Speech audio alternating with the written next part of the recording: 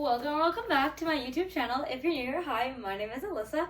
I am a content creator, personal trainer, and a wannabe gymnast located here in Toronto, Ontario, and I have the goal of getting more girls and guys in the gym, or honestly just moving their bodies in a way that they absolutely love, just like you. It has been a hot minute since we sat down and chatted, and I'm gonna be honest with you guys, I've been trying to make this video for the last 2 weeks. I've had it in my drafts and like in my content calendar. However, whenever I was ready to film it, I was either like the house was very loud and very busy because I do live at home with my parents as of right now, or it was just dark and dreary and rainy, because if you are located in Toronto, Ontario, or just Ontario in general, we have had like literally all 4 seasons in the last week, which is absolutely wild. However, the sun is out, the sun is shining. I'm going to take advantage of that fact. Yes, my hair is oily and I am very much overdue for a hair wash. However, I'm going to take advantage of the fact for today's video, which is going to be, I am going to be taking you guys through exactly how it is that I got my back handspring as a 21-year-old with no gymnastics experience whatsoever in 64 days within 4.5 months. Now, I want to make things crystal clear. I know a lot of you guys you've seen my shorts, and while I did get my back handspring in 64 days, I did not train my back handspring every single day. There were days where I had off days, especially if I had injured myself, or I was just tired, or I was busy with school. So it was 64 days within 4.5 months, because I started my back handspring journey on October 22nd, 2024, which is absolutely wild. I feel like I've been working on this forever. But yes, so I posted this actually on Instagram. So if you do have Instagram, please follow me there, because you would have seen this first. But I do understand that not all of you guys have Instagram, and that is a-okay. So I'm going to pull it up here for my reference, but as well as I'm going to put the videos and the posts that I did on Instagram also up on the screen here so you guys can follow along. And yeah, get comfy, grab a drink, maybe grab a soda, grab a Coke soda if you guys saw my shorts there. Grab a drink, grab some food maybe, and let's get into it. Okay, so my back handspring journey. I started working on my back handspring on October 22nd, 2025. Honestly, I don't really know what came over me. I did competitive dance for about 4 years. I started actually doing acro when I was 7 years old, and I remember I always had the goal of my 3 goals as an acro dancer was a back bend kick over, and then an aerial.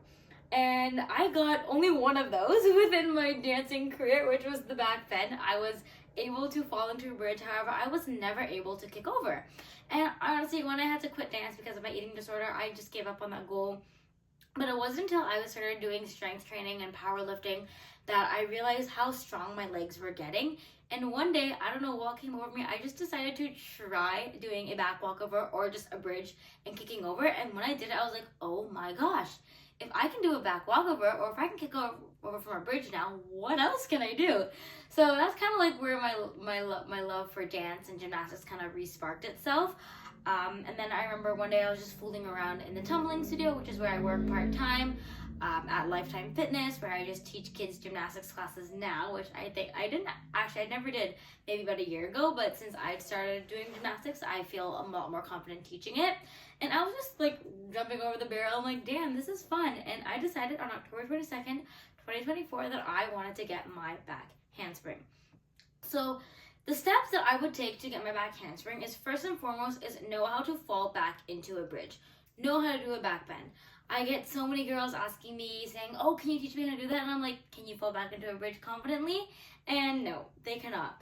I know being able to do a back handspring is so exciting. However, if you don't know how to fall back into a bridge, you're just not gonna feel safe to do it on your own and just going backwards. So prerequisite number 1, know how to do a back bend.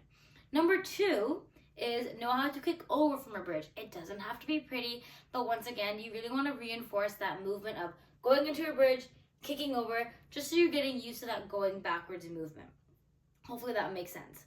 Once you feel comfortable there, again, it could be either simultaneously like you're doing a back walkover, or literally just bridge, kick over. Then that's when the barrel comes into place. You want to practice jumping over the barrel as many times as you can. The barrel was my best friend in between probably I did give up. I think I did give up once I got my back handspring on the trampoline. I kind of threw the barrel away because I was so scared that I would start to become reliant on it again. But the barrel was my absolute best friend for at least, I want to say at least 40 days. Maybe even more than that. So the barrel is your best friend. First, you want to, like, it's okay if you start with just like leaning on it and then reaching backwards, but eventually the goal would be that you start standing in front of the barrel and you can jump right over top of it. Oh, ouch. I should not have done that. Sorry. Still injured, as you can see, unfortunately. From, of course, a back handspring, but we love back handspring, so that's why I'm here. And the goal would be eventually that you're able to do it over the barrel without having to touch it. Or, as you can see in my video here, my bum is touching it a little bit, but very, very, like, it's literally for a split second. So once you feel comfortable there, and it's okay if, like, it's gonna take time. Like, it took me, I know you guys know. You guys have been telling me to send it for, like, months, or at least weeks, and I just could not do it. So take your time. Eventually, next step I would recommend is find a trampoline, bouncy trampoline. The trampolines were so helpful. I was practicing a lot on the tumble track and on the floor, and I think that contributed to my fear of going backwards because I wasn't getting enough height on my own. So find a trampoline, whether that be your own trampoline in your backyard, whether that be you go to a trampoline park like Sky Zone, or as I was doing is I actually went to OAA, which is an actual acrobatics academy where they have trampolines. Find a trampoline, and you're not doing a back handspring just yet. What I want you to do is arms up like you're falling back into a bridge. Reach, and as soon as you see the floor, you jump onto your hands and snap down. We're not at a back handspring yet. It is more like a jumping back limber. And again, do this as many times as you can and you feel comfortable that you can. Reach. You're bending. As soon as you see the floor, jump onto your hands. And as I'm watching my video here, I can literally see that, like, yeah, this is not a back handspring because I was arching a lot. But so my hands and my feet, they were maybe like a split second apart. Whereas in a back handspring, your hands and your feet are never on the floor at the same time.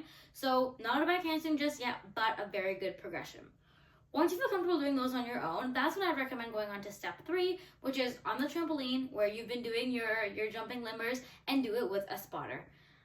Again, you guys were telling me to get a spotter for so long, and I think it's just me. Like, I'm me as Alyssa, I've done everything on my own. Like, I created this YouTube channel on my own. I film my content on my own.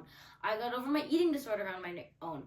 And just asking for help was really hard for me. So it did take me some time to ask for help, but eventually I did get a spot, and you guys are so right. It was game changer. As soon as I started going to OAA in January, like, my progress just accelerated. It went by so quickly, which is absolutely wild. So get a spotter, do a couple on the trampoline as you feel comfortable, and honestly, you could probably get your back handspring on the trampoline itself, just asking your spotter to spot you less and less. So first it's going to be both hands, then one hand, then maybe a finger, and then like an air spot where, like, you know they're there, but you literally do it on your own. Again, take your time. Everyone's journey and path is going to be different, but take your time, and when you feel ready, you will feel ready, and you will feel so proud of yourself, as I am of you, of course. After getting spotted multiple times, go for it. You can do it, whether that be with your spotter, like literally right there, not even touching you, just having their hand underneath your lower back. Do it. You can do it. Trust yourself.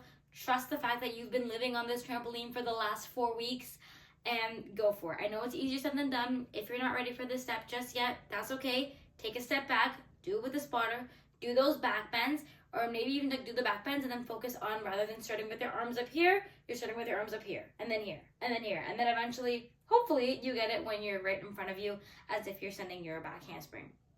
After, you can do it on the trampoline, you feel comfortable, you're like, oh my gosh, I worked so hard for this, as I did. Next, you're going on to the tumble track. One thing for me on the tumble track was, like, yeah, it's very easy. You could just move on to the tumble track. But one thing that really helped me was making sure I was facing the same direction. I know it's crazy, but being able to face the same direction that I was facing on the trampoline was a game changer for me. I found that I didn't have much of a mental block on it because I was looking at almost, like, not looking at the same exact thing in front of me, but a similar direction. So that's what I would recommend the most once you're moving from different modalities, like once you're moving from the trampoline to the tumble track or the tumble track to the floor. stare at something. Hopefully you're looking in the same direction and go for it. Again, if you need the spot, that's fine too. Use your resources, but if you can do it on the trampoline, you can do it on the tumble track, 100%.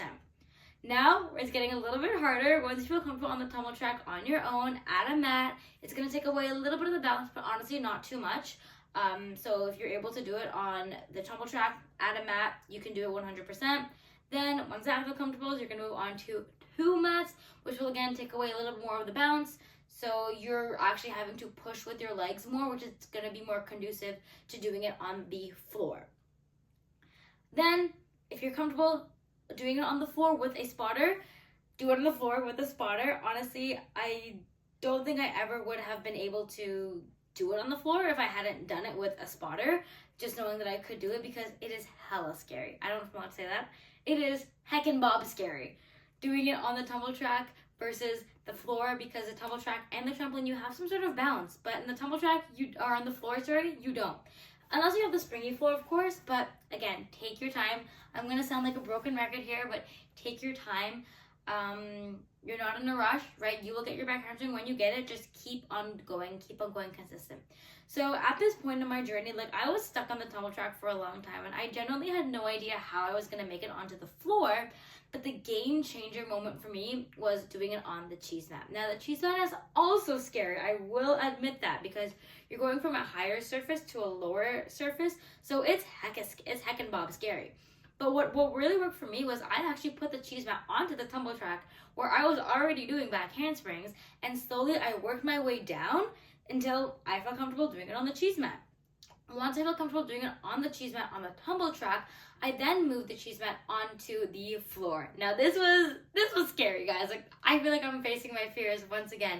This was super duper scary, but again, I made sure that I had turned the cheese mat so I was facing the direction that I was doing it on the tumble track, so I felt a lot more comfortable that way. And it definitely took some time, right? You're not gonna get it right away. That's one thing that I really wanna emphasize. You're not gonna get it right away. That is okay, but have it facing in a direction that you feel most comfortable in, and go for it.